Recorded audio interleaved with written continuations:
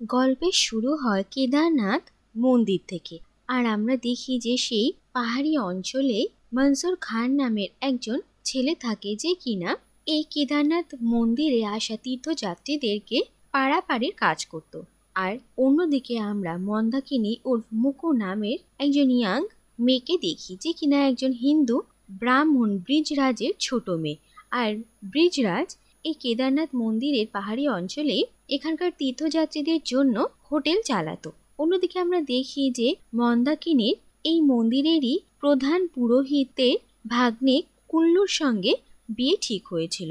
কিন্তু কুল্লুর সঙ্গে ছোটবেলায় মন্দাকিনীর বড় দিদি বৃন্দার বিয়ে ঠিক হয়েছিল, আর তাদের এঙ্গেজমেন্টও হয়েছিল। কিন্তু ধীরে ধীরে এরা বড় হওয়ার পর যখন কুল্লু দেখে যে বৃন্দার থেকে মন্দাকিনী বেশি সুন্দর দেখতে, তখন সে মন্দাকিনীকে বিয়ে করতে চেয়েছিল।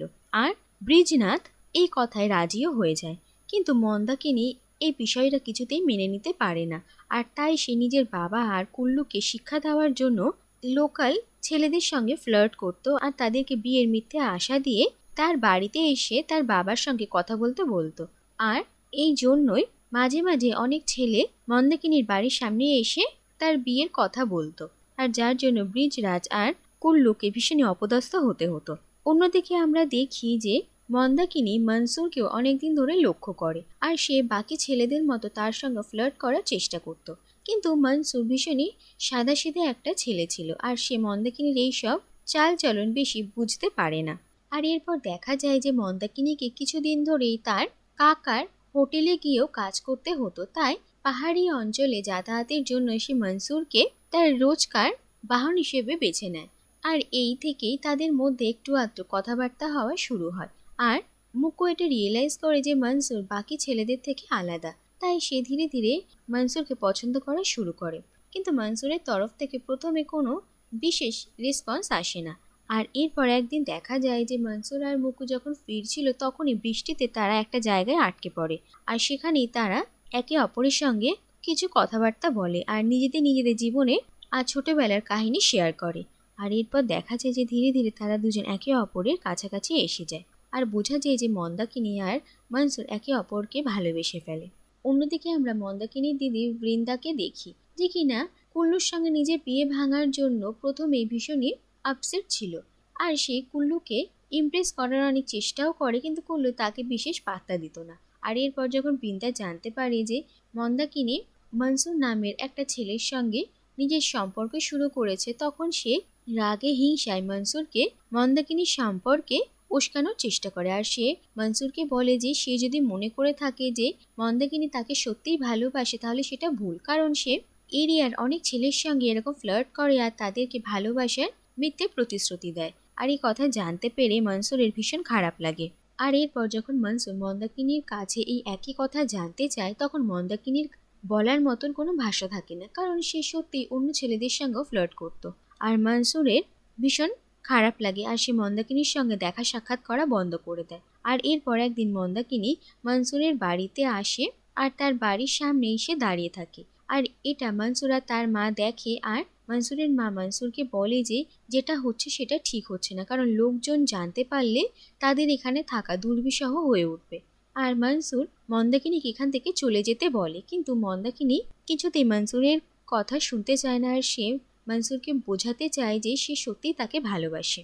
আর মনসুর প্রথমে তার কোনো কথা শোনে না, আর সে মন্দাকিনীকে সেখানে একা ছেড়ে চলে যায়।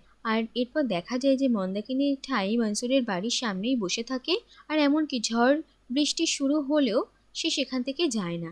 আর মনসুর যখন দেখে যে সে বৃষ্টির মধ্যে এখানেই বসে ভিজছে, তখন তার ভীষণ খারাপ লাগে, আর সে মন্দাকিনীকে নিজের সঙ্গে নিজের বাড়িতে নিয়ে আসে।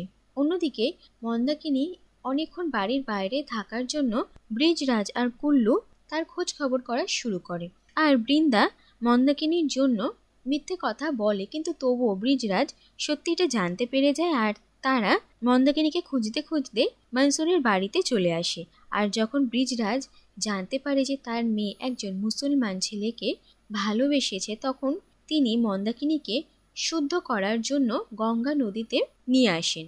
আর এরপর তাড়াতাড়ি তিনি কুল্লু আর মন্দাকিনীর বিয়ের আয়োজন করা শুরু করেন। আর অন্যদিকে মনসুরের জন্য তারা একত্র হয়ে সে ভ্যালিতে থাকা সমস্ত মুসলিমদেরকেই এই অঞ্চল থেকে চলে যাওয়ার কথা জানায়।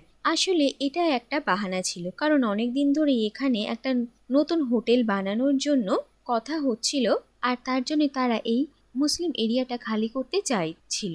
আর এই সুযোগে তারা এই প্রস্তাব রাখে, আর এই নিয়ে একটা ঝগড়াঝাটি অশান্তি শুরু হয়।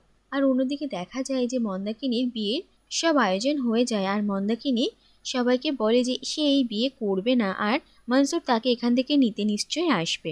কিন্তু অন্যদিকে দেখা যায় যে কুল্লু তার কিছু দলবল নিয়ে গিয়ে মনসুরকে বেধড়ক মারধর করে, আর মনসুরের অবস্থা ভীষণই খারাপ হয়ে যায়। আর এরপর সেখানে থাকা সব মুসলিমরা একে একে সেখান থেকে চলে যাওয়ার সিদ্ধান্ত নেয়, আর মনসুরের মাও তাকে এখান থেকে নিয়ে যাওয়ার কথা জানায়। কিন্তু মনসুর ঠিক করে যে সে মন্দাকিনীকে না নিয়ে এখান থেকে কোথাও যাবে না।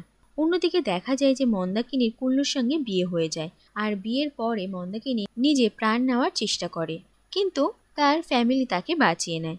কিন্তু এরপর যখন মনসুর এই খবরটা পায়, তখন সে তাড়াতাড়ি মন্দাকিনীর সঙ্গে দেখা করার জন্য তার বাড়িতে আসে, আর তাকে প্রমিস করে যে মন্দাকিনী যখন সুস্থ হয়ে যাবে তখন সে তাকে এখান থেকে এসে নিয়ে যাবে, আর তারা একসঙ্গে এই অঞ্চল ছেড়ে চলে যাবে। আর এই কথা জানতে পেরে কুল্লু ঠিক করে যে সে মনসুরকে মেরে ফেলবে। কিন্তু এই সব ঘটনার মধ্যে হঠাৎই দেখা যায় যে এই অঞ্চলে অত্যাধিক বর্ষা শুরু হয়, আর বৃষ্টি কিছুতেই থামার নামই নিচ্ছিল না, আর সেই জন্য এই এরিয়াতে বন্যা দেখা দেয়। এলাকার অন্যান্য লোকেদের সঙ্গে মনসুর তার মা আমিনাকেও সুরক্ষিত একটা জায়গায় পাঠিয়ে দেয়, আর সে ঠিক করে যে সে মন্দাকিনীকে নিয়ে এখান থেকে যাবে। আর অন্যদিকে দেখা যায় যে পরিস্থিতি এতই খারাপ ছিল যে মন্দাকিনী আর তার পরিবারের লোকজন বাড়িতে বিয়ের জন্য আসা সমস্ত আত্মীয় স্বজনদেরকে তাদের বাড়ির সব থেকে উঁচু তলায় নিয়ে যাচ্ছিল, কারণ তাদের বাড়ির নিচের তলাগুলো জলে বন্যায় ভেসে গিয়েছিল। অন্যদিকে কুল্লু তার মাকে নিয়ে এখানে আসে, আর মন্দাকিনী কুল্লুর সঙ্গে বাড়ি ছাড়ার জন্য রাজি হয় না। আর এরপরই দেখা যায় যে বন্যা এত তীব্র হয়ে ওঠে যে তাদের বাড়িটা ভেঙে পড়ে, আর মন্দাকিনী দিদি আর মায়ের সঙ্গে অনেক লোকজন জলের স্রোতে ভেসে যায়। আর মন্দাকিনী নিজের চোখের সামনে নিজের পরিবারকে মরতে দেখে, আর সে ভীষণই ভেঙে পড়ে। আর এরপর মন্দাকিনী তার বাবা ব্রিজরাজ আর বাকি বেঁচে যাওয়া মানুষরা সেখান থেকে বেরিয়ে মন্দিরে আশ্রয় নিতে আসে। আর অন্যদিকে মনসুরও মন্দাকিনীকে খুঁজতে খুঁজতে মন্দিরে আসে, আর ফাইনালি তারা দুজন একে অপরকে দেখতে পায়। আর মনসুর দেখে যে মন্দাকিনী আর তার বাবা জলের স্রোতে প্রায় ভেসে যাচ্ছিল, কিন্তু মনসুর তাদেরকে এসে বাঁচিয়ে নেয়। আর এরপর তারা সেখান থেকে একটা নিরাপদ জায়গায় এসে পৌঁছয়। অন্যদিকে দেখা যায় যে এই অঞ্চলে পরিস্থিতি এতটাই শোচনীয় হয়ে পড়েছিল যে ইন্ডিয়ান আর্মি হেলিকপ্টার নিয়ে এখানকার মানুষদেরকে বাঁচানোর জন্য আসে। আর এরকমই একটা হেলিকপ্টার মনসুরদের সামনেও আসে, আর সেখানে মনসুর, মন্দাকিনীর বাবা ব্রিজরাজ, তাদের সঙ্গে সঙ্গে আর একটা ফ্যামিলিও ছিল। আর এক এক করে মনসুর, মন্দাকিনী, তার বাবা আর সেই ফ্যামিলির ছোট্ট বাচ্চা আর তার মাকে হেলিকপ্টারে তুলে দেয়। কিন্তু এরপর আর একজন মানুষের জন্য হেলিকপ্টারে জায়গা ছিল, আর সেই ফ্যামিলিতে যে বাবা ছিল সে আর মনসুর, তাদের দুজনের মধ্যে যে কোনো একজনই হেলিকপ্টারে উঠতে পারবে। আর একদিকে মন্দাকিনী মনসুরকে উপরে আসার জন্য ডাকে, আর অন্যদিকে সেই ছোট বাচ্চাটা তার বাবাকে আসতে বলে। আর মনসুর নিজের জীবনের বলিদান দিয়ে সেই লোকটাকে ওপরে হেলিকপ্টারে পাঠিয়ে দেয়। আর অন্যদিকে মন্দাকিনী অসহায়ের মতো মনসুরকে জলে তলিয়ে যেতে দেখে, আর সে কিচ্ছু করতে পারে না। আর অন্যদিকে আমরা দেখি যে মনসুরের মা একটা নিরাপদ আশ্রয়ে ছিল, আর তিনি মনসুরের আসার অপেক্ষা করছিলেন। এরপর দেখা যায় যে 3 বছর কেটে গেছে, আর এখন এই অঞ্চল ধীরে ধীরে স্থিত হয়েছে, আর কেদারনাথ মন্দিরের পুনর্নির্মাণ কাজ সম্পন্ন হয়েছে, আর মন্দিরে পুজোর আয়োজন করা হয়েছে। আর এরপর আমরা দেখি যে মন্দাকিনী মন্দিরের পুজো সেরে ফেরে, আর দেখা যায় যে এখন মন্দাকিনী তার বাবা ব্রিজরাজের সঙ্গে এখানে একটা লজ চালাতো। আর শেষে আমরা দেখি যে মন্দাকিনী মনসুরের একটা প্রিয় গান রেডিওতে শুনছিল, আর এই গানটা সেই মনসুরের স্মৃতিতে ডেডিকেট করেছিল। আর এই গানটা শুনতে শুনতে মন্দাকিনী মনসুরের কথা ভাবে, আর সে স্মাইল করে। আর এর সঙ্গে এই কাহিনীটা এখানেই শেষ হয়ে যায়।